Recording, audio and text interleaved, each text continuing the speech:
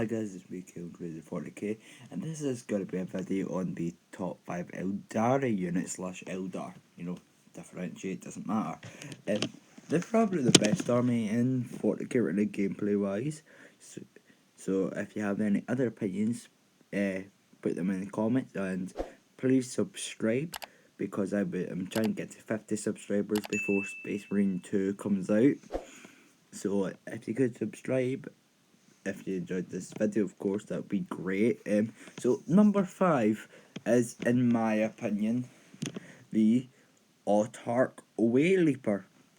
The Autarch Way Leaper is 14-inch move, toughness 3, 3 up save, 4 runs, 6 up leadership, and 1 OC. It's also got a 4 up invulnerable save. That's a really good stat line, very fast. So its weapons are the Death Spinner. So that's 12-inch range, D6 shots, no ballistic skill because it's torrent, strength 4, no AP, 1 damage. It's also devastating wounds, which is quite good. And then there's the Dragon Fusion Gun. That's 12-inch range, 1 attack, hits on 2s, strength 9 minus 4 AP and D6 damage. It's assault and it's melta free, so you can do max 9 damage. That's very easy to do with the Strands of Fate. That's crazy. They're busted. So then there's the Fusion Pistol. That is 6-inch range, 1 shot, hits on 2s, strength 8, minus 4 AP, D3 damage, melta 2, assault and pistol. That's really good. Then there's the Reaper Launcher. 48-inch move. There's two profiles. There is the Star Swarm. That's 2 attacks, hits and freeze, 3 ups, strength 5, minus 1 AP, 2 damage. That's quite good. And then there's the Star Shot, what is 1 shot, 3 ups, hits on 3 ups, strength 8, minus 2 AP, 2 damage. That's really good. It's also heavy. Then there's the Shuriken Pistol. 12-inch range, 1 shot, hits on 2 ups, strength 4, minus 1 AP, 1 damage. Assault and pistol is quite good. There are some really good weapon profiles there. Then melee, there is the Banshee's Blade, what is 5 attacks, hits on 2 ups, strength 4, minus 3 AP, 1 damage. That is very good. The minus 3 AP especially. And then there's a Scorpion Chainsword. That's 6 attacks, hits on 2 ups, strength 5, no AP, 1 damage, social sustained hits 1. And then there's the Starlight. 5 attacks, hits on 3 ups, strength 6, minus 2 AP, and 2 damage. That's really good. Then there's the abilities. Deep Strike and Lone Operative. Lone Operative means it can't be targeted unless the attacking model is within 12 inches. That's really good. The Deep Strike is also good. Then there's the Datasheets abilities, which are Indomitable Strength of Will. That's an aura. That is where a friendly Eldar unit is within 6 inches of this model. Each time that unit takes a battle shock test or leadership test, add 1 to the test. That's really good. Then there's the Path of Command. At the start of your command phase, if this model is your warlord and is on the battlefield, you gain 1 CP. That's really good. The CP is very helpful. Then there's its war gear abilities. There's the Howling Banshee mask. That means this bearer's unit has the fights first ability, so it just fights first. That's really good. Then there's the Manda Blasters. That is, melee weapons equipped by the bearer have the devastating wounds ability when targeting units without the monster or vehicle keywords. That's really good. Then it's only 80 points as well. That's the crazy thing. It's only 80 points for something this versatile. The reason it's number 5 is how versatile I think it is. Like, you can basically do anything you want with it. And also I would make it the warlord because that extra CP at start of battle. No, not start battle. Every command phase is so good. Because CP is so hard to get in 10th edition. It just makes it brilliant. Like, this is definitely top 5 at least. Like, and then you can basically always do with the Dragon Fusion Gun, you can always do a melta 9. You can do 9 damage if you wanted that, if these Strands of Fate dice are correct. Yeah, it's crazy. So 9 damage on something is like go very easily. That's crazy. Like, you can basically cut it out any way you want. I would probably give it the Howling Banshee mask. Wait, can you? And then if you're able to, at least. That's just depending on what you want it to be. I mean, you can run free. You can have free, and then just have one beer warlord and have the Howling Banshee mask, and I don't know, have two others. Just any other one that you want. It's crazy versatile. It's one of the best units definitely. Then at number 4, I have put the Death Jester. Yeah, Death Jester. Yeah, it's very good.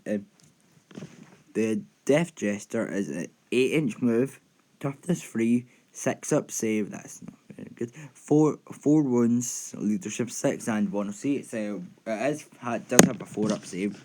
I mean, it is a Harlequin's unit, so it doesn't have a good save, but it has a 4 up save. Then its ranged weapon is the Shrieker Cannon. It's 24-inch range, 3 attacks, hits on 2 ups, strength 6 minus 1 AP and 2 damage, and it's devastating wounds. That's really good. Then there's the Jester's Blade. That's for its melee weapons, of course. That is 4 attacks, hitting on 2 ups, strength 4, no AP, 1 damage. That's quite good. Then it's lone operative, which it's same with the autarch there. It can only be shot if it's attacking, if the model that's attacking is from 12 inches. That's so good on this. Then its Datasheets abilities are Death is not enough. In your shooting phase, after this model is shot and one of models attacks destroys an enemy model, that must take a battle shock test. That's really good. Then cruel amusement. In your shooting phase, one model from your army with this ability can use it. If they do until the end of that phase, select one of the following abilities to apply to the model Shrieking Cannon. You can choose ignores cover, precision, and sustain hits 3. All are really good to choose. Like, all are helpful. Like, wait, because then it's devastating wounds and precision. If you really want to do it, you can just strands of fate 3 dice if you really wanted just to do 6 damage. But these sustain hits 3 is really good, because that's like if you get at least 1 6, that's an extra 3 attacks. That's why I think this is better than the autarch there. It's just really good. It's like probably if you give it precision, it'll be a really good sniper. Like, just having it be a sniper is really good. It's 70 points. That's quite cheap for this.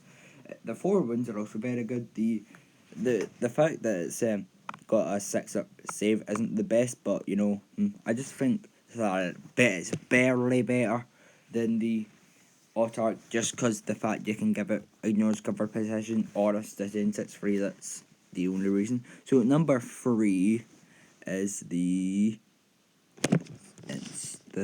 Fire Prism. The Fire Prism is 14-inch move, toughness 9, 3 up save, 12 wounds, leadership 6 up, and OC 3. That's really good already. So its weapons are the Prism Cannon. That's got 2 profiles. There is the Disperse Pulse. That's 2d6 attacks.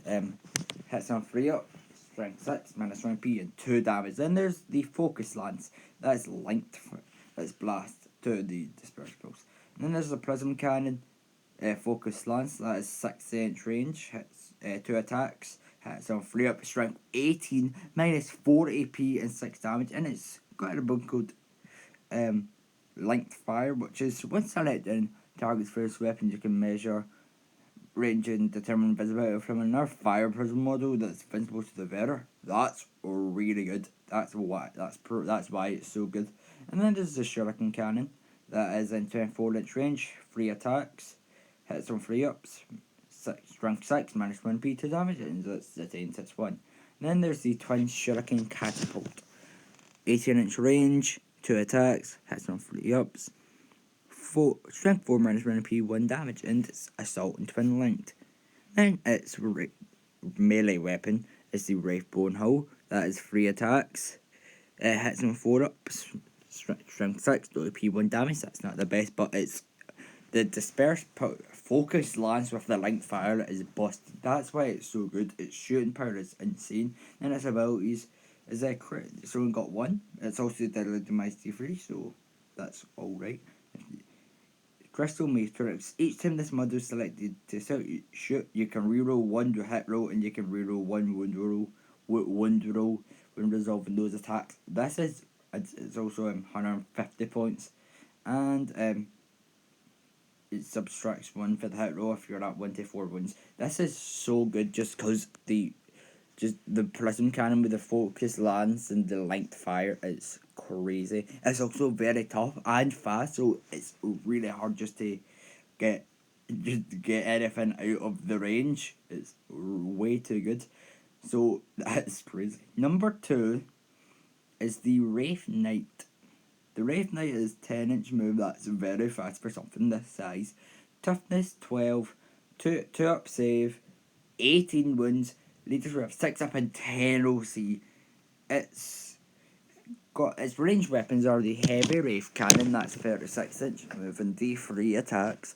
Hits on 3 up, strength 20, minus 4 AP, D6. 2d6 damage. That is insane. Then there's the Scatter Lays. It's also blast and devastate wounds, what's way too good. There's the Scatter Laser. It's 36-inch move. 6 attacks, 3 hits on 3 ups. Strength 5, no AP, 1 damage. The Shuriken Cannon, 24-inch range, 3 attacks, hits on 3 ups. Strength 6, minus 1 AP, 2 damage. Star Cannon, 36-inch range, 2 attacks, 3 hits on 3 ups. Strength 8, minus 3 AP, 2 damage. And the Sun Cannon, 48-inch range, 2d6 attacks, hits on 3 ups. Strength 8, minus 3 AP, 3 damage. All the guns are really good. There's no bad guns. Then it's melee weapons. Titanic Feet, 5 attacks, hits on 3 ups. Strength 8, minus 1 AP, 2 damage. That's really good. Titanic Ghost Slave, there's 2. I'll start off with the sweet profile. That's 15 attacks, hits on 3 ups. Strength 8, minus 2 AP, 2 damage just on the sweet profile. That's insane. And then there is the Strike, that's 5 attacks, hits on 3 ups. Strength 16, minus 3 AP, 3 damage.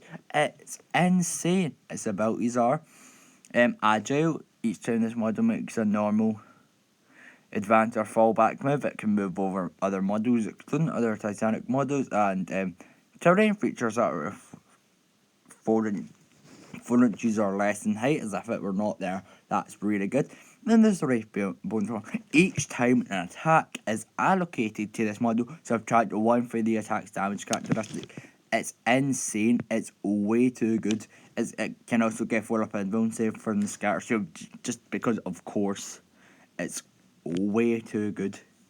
It's insane. Like, come on. It's also it's 475 points. That's definitely worth it. So number 1 is the Wraith Guard. It's crazy. The Wraith Guard are 6-inch move, toughness 7, 2 up save, 3 wounds, leadership of 6 up and 1 OC.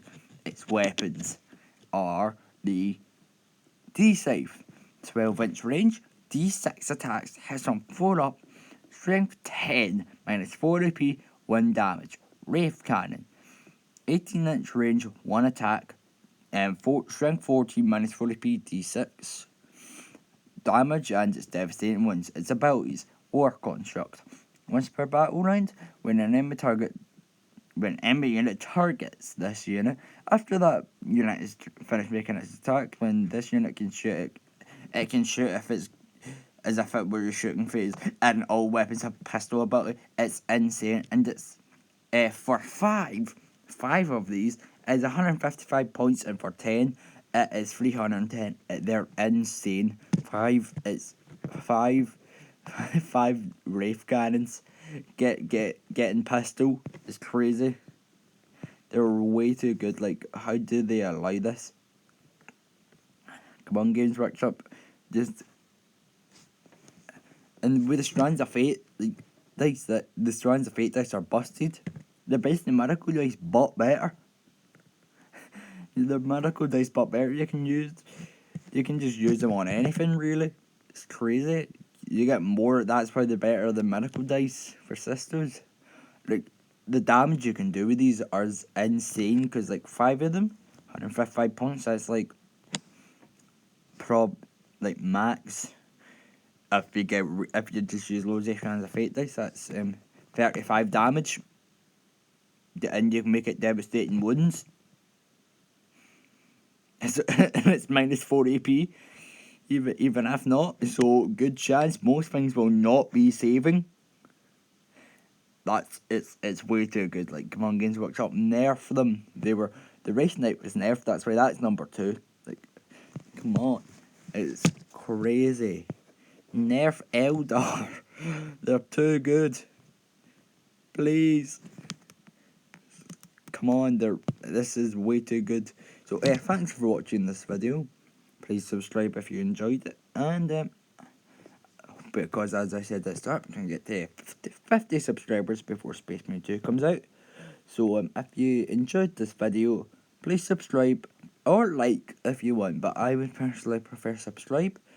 Thanks for watching this video. See you people next time. Goodbye. Bye. Bye. Like the Eldar, the Silent King, and he recommends you nerf the Eldar Games Workshop. You know, I mean, he's an Eldar hater, but like, nerf them because he wants it. Not me, not a lot of our people. The Silent King, he wants them nerfed. Like, come on, listen to him.